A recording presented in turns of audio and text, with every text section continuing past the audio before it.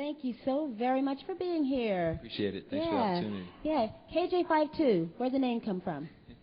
Actually, the KJ part is an old rap name. The 5-2 is a reference to the 5 loaves and 2 fish.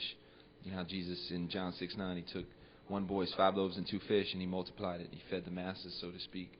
I didn't have a lot to offer, but I said, you know, God, whatever I have, I give it to you, and you take it, so to speak, with my talents and whatnot. So he took it and multiplied it, and here I am with you. And you're giving it That's giving right, it back. giving it back to him. Yeah, exactly. Yeah. So where do you really want your music to go? I know it's hip hop. Yeah. I know it's holy hip hop, but who are you trying to reach? Just pretty much anybody that's kind of open to the message. I mean, it's kind of interesting. I mean, I was just kind of one of those unique cats. Kind of had the experience of growing up in the hood and yet also growing up in the suburbs, and so I think because of my background, coming from that different ethnic backgrounds and different racial background, different socioeconomic status and whatnot, I think God has kind of given me a platform to take it all over.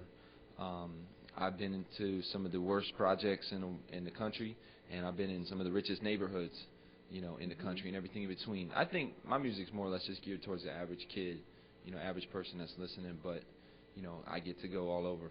Yeah. Now the song Dear Slim. Yeah. Yeah. Why'd you write that?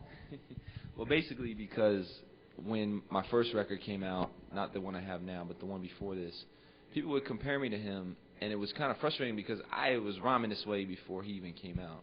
And I would get upset about that until, you know, people would come up to me saying, you know what, man, your music has kind of almost been like an alternative to me.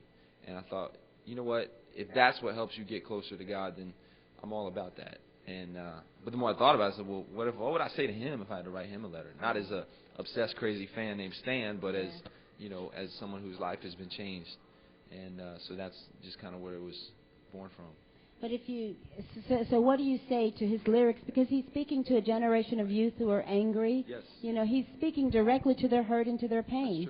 That's true. Well, I mean, I'm not saying in the sense of that I don't understand. I mean, I do understand why kids relate to him. But that's not all he's saying at the same time, you know. And it's one thing, I guess it's one thing to point out the problem. It's another thing to point out the problem and give a solution. And so I'm not sitting here saying that, oh, Eminem's the enemy and he's the downfall of all society. I'm not saying that at all. I'm just here to say that, you know what, man, I've come from a similar background as you, but I found something that really works. And at the same token, you know, I have something to offer to these kids, and, you know, maybe he should think about that he can have something to offer too. You know what I mean? So do you think that your message can reach the kids who come from the divorced homes, who are, you know, who feel like they have no way, you know, no way out, and they've been betrayed by adults and that group? How is it reaching them? Well, I actually have a song on my record. It's called Where Were You? And the song is from a perspective of a kid who's being abused. And it's actually literally, you know, he's being abused as I'm saying it, as he's rapping it, as I'm rapping it as the kid. And you know, if I just ended it there, I don't think I would have done the song justice. What it goes on to say, the second verse, the person who's on the song with me, talks about him looking back as an adult and how he found an answer. So yeah, I'm totally about, you know, offering real solutions and dealing with real life issues, not just, you know, oh, just pray about everything going okay. I'm not saying that. I'm saying, you know, there is practical solutions, there is a answer, and there is a right way. So you said you came from two different backgrounds, from the suburbs to the projects. Why choose rap? Why not contemporary Christian or? Because I definitely didn't grow up listening to that. So, you know, I mean, hip hop. I've been into it since I was a kid. You know what I mean? I've been writing rap since I was 12 years old. I mean, you know, I don't consider myself a super old school, but I remember, you know, roller skating and Jam on It back in the day. You know, and that's just what I grew up listening to. That's what I loved, was hip hop music. So it was just a natural expression. If music is nothing about more than you expressing yourself, that's my music that I want to express myself to. Yeah. So what is your one song that you've written that you could say, if you never wrote another song, this is the song that would say who I am and the message I want to give to young adults?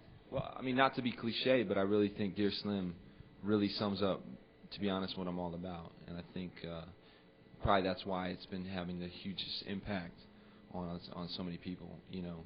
And I would say, you know, 99 times out of 100, it's been a good response. I'm not saying that there are people that go, oh, you're just trying to use him and trying to make some money off his name and yada yada yada. But that's not what it's about. Yeah, you're not afraid he's going to come back and diss you back? Well, I mean, not diss you back, because you don't diss him in the song. No, I don't. Yeah. But you know what?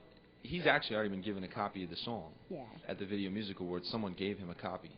So I think if he wanted to diss me, I think he would have gotten me already. Already. You know. But then again, maybe not. I don't know. I mean, to be honest, man, it was never with that attitude. But if it happens, then whatever. Cool. Thank you very much. Thank you so much. Thank you very much for joining us. You can get with this or that. That's what I'm talking. Get with that. Or you can get with this. You can get with that.